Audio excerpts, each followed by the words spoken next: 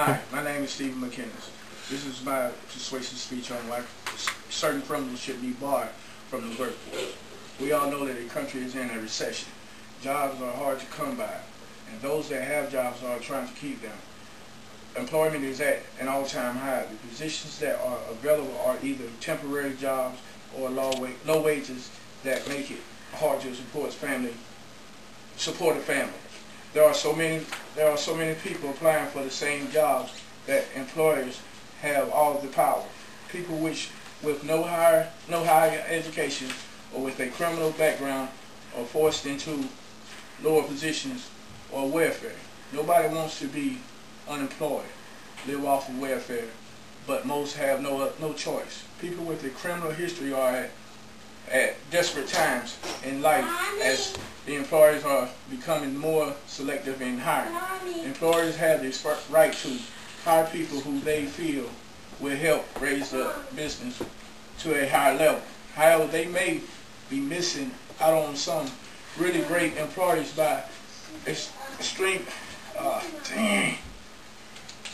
eliminating those with criminal backgrounds. There are many groups that study the effect of criminal backgrounds on employment. Criminal background checks affect more than an individual. It affects families. Single-parent homes are hit hardest by this trend.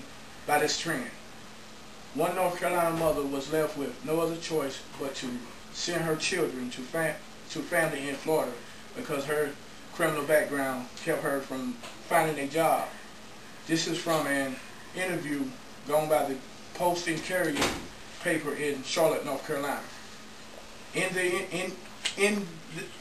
interviews done by self, single parents with criminal passes are at their wits' end trying to find employees to hire them so they can support their families. It is estimated that the jobless rate in 2009 for ex-cons is 40 to 70%. According to the Post and Carrier newspaper article, there are tax credits given by the federal government to companies who hire ex-cons. The welfare to work tax credit is one federal program that aims to encourage business to hire ex-felons who are 1 year out of prison. Businesses are eligible for a $2,300 tax credit for each felon hired. Being employed is key to keeping people out of jail, according to an interview in the Statesman published in September of this year. There are several programs aimed at helping those with criminal passes find jobs. The success rate of these programs are low, however, it is a start. The most well-known re-entry program are sponsored by Goodwill. So as you can see, criminal backgrounds affect more than individuals. It affects families. It is estimated at the jobless rate for ex-cons in 2009 is 40 to 70%.